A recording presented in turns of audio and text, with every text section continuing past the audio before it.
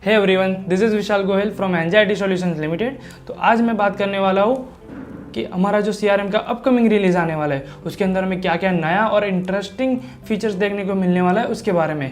तो चलिए शुरू करते हैं। सबसे पहला जो हमें फीचर देखने को मिलने वाला है वो है कैंपिंग एनहेंसमेंट। तो जैसा कि आप सबको पता है, हमारे सीआरएम के अंदर कैंपिंग नाम का मॉड्यूल है जो कि मार्केटिंग के लिए यूज़ होता है, जिसकी हेल्प से हम बल्क में व्हाट्सएप मैसेजेस, बल्क में ईमेल या एसएमएस भेज सकते हैं।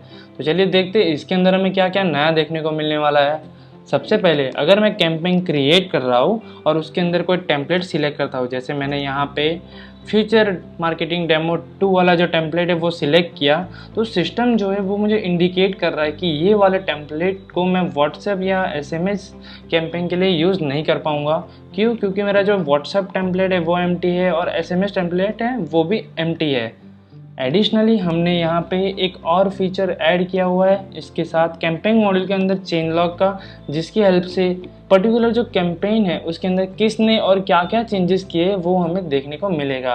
पहले क्या होता था, अगर मैंने कोई कैंपेन क्रिएट कर दिया और अगर वो लाइव है और मुझे देखना है कि वो कैंपेन के अंदर कौन से टेम्पलेट्स यूज़ हुए, तो मुझे वो कैंपेन को पॉज करना पड़ता था, उसके बाद उसको एडिट करके मैं देख सकता था कि उस कैंपेन के अंदर कौन से टेम्पलेट यूज़ हुए हैं। तो अब क्या होगा कि हमारे डिटेल व्यू पे यहाँ पे मुझे पता चल जाएगा कि ये मेरा जो कैंपेन है उसके अंदर कौन से टेम्पलेट्स यूज़ हो रहे हैं। एडिशनली हमने यहाँ पे हमारा जो कैंपेन का रिपोर्ट है उसके अंदर भी बहुत सारे चेंजेस किए हुए हैं। इसका डिटेल इन्फॉर्मेशन आपको आने वाले वीडियोस के अंदर देखने को मिलेगा। तो चलिए बढ़ते हैं हमारे नेक्स्ट फीचर की तरफ, जो है एडमिन पैनल का न्यू यूआई। जैसे कि आपको स्क्रीन पे दिख रहा है, अब आपको हमारे एडमिन पैनल के अंदर जितने भी कॉन्फ़िगरेशंस है, फीचर्स है या सेटिंग्स है, उसके अंदर ऐसे छोटे छोटे डिस्क्रिप्शन देखने को मिलेगा, जिससे आपको आइडेंटिफाई होगा कि ये फीचर या जो सेटिंग्स है उन सबका यूज़ क्या है। एडिशनली हमने यहाँ पे 2 शॉर्टकट्स ऐड किए हुए, control F and control G। अगर आप iOS यूज़ कर रहे हैं तो आपको कमांड F और कमांड G देखने को मिलेगा। जैसे ही आप यहाँ पे मैं कमांड G प्रेस करता हूँ, मुझे मेरा कर्सर रिडायरेक्ट करेगा ग्लोबल सर्च के ऊपर, जिससे मैं ग्लोबल सर्च यूज़ कर सकता हूँ।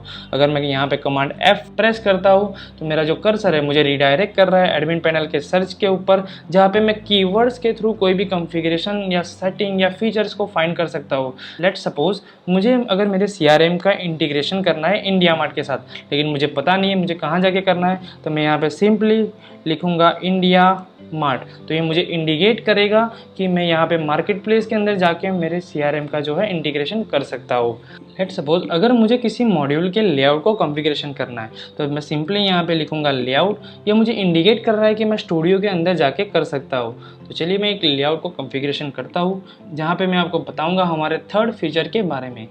तो मैंने ये जो फील्ड लेआउट पे जो कॉन्फ़िगर किया हुआ है, तो ये फील्ड अगर मुझे देखना है कि पर्टिकुलर एक फील्ड कहाँ पे मैंने सेट की है, मतलब कौन से व्यू पे या कौन से लेआउट पे मैंने सेट किया हुआ है, तो मुझे हर लेआउट पे जाके देखना पड़ता था। तो उसको ओवरकम करने के लिए हमने यहाँ पे आई आइकन दिया हुआ है, जिसके ऊपर जैसे मैं कर्सर लेके जाऊँगा तो मुझे इंडिकेट करेगा कि ये वाली मेरी जो फील्ड है वो मैंने सारे लेआउट पे सेट किया हुआ है। जैसे मेरा जो WA वेरिफिकेशन जो मेरी फील्ड है वो सिर्फ वेब लेआउट के सारे व्यू पे सेट है और मेरे मोबाइल लेआउट पे सेट नहीं है, तो ये वाली जो फील्ड है उसका मुझे मोबाइल में उसका डेटा देखने को नहीं मिलेगा।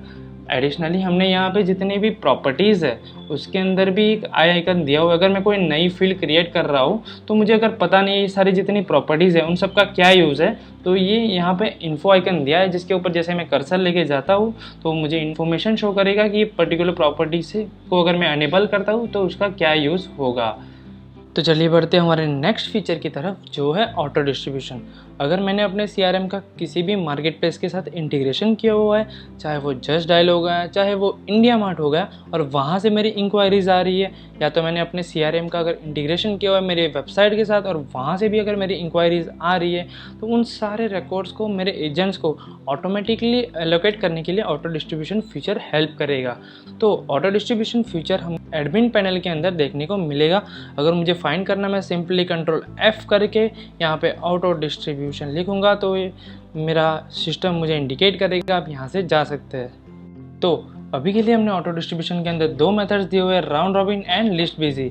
तो अगर मैं राउंड रॉबिन सिलेक्ट करता हूँ तो मेरी जो भी इंक्वायरीज आ रही है वो मेरे एजेंट्स को 1 बाय 1 ऑटोमेटिकली डिस्ट्रीब्यूट होगी। अगर मैं सिलेक्ट करता हूँ लिस्ट बिजी, तो जो भी मेरे इंडिया मार्ट से या मेरे मार्केट प्लेस से जो भी इंक्वायरीज आ रही है या मेरे इनबाउंड ईमेल के थ्रू जो भी टिकट्स आ रही है, तो ऑटोमेशन पहले चेक करेगा मेरे एजेंट्स का वर्कलोड एंड उसके हिसाब से जिस एजेंट के पास वर्कलोड कम होगा उसको ऑटोमेटिकली रिकॉर्ड एलोकेट होता जाएगा।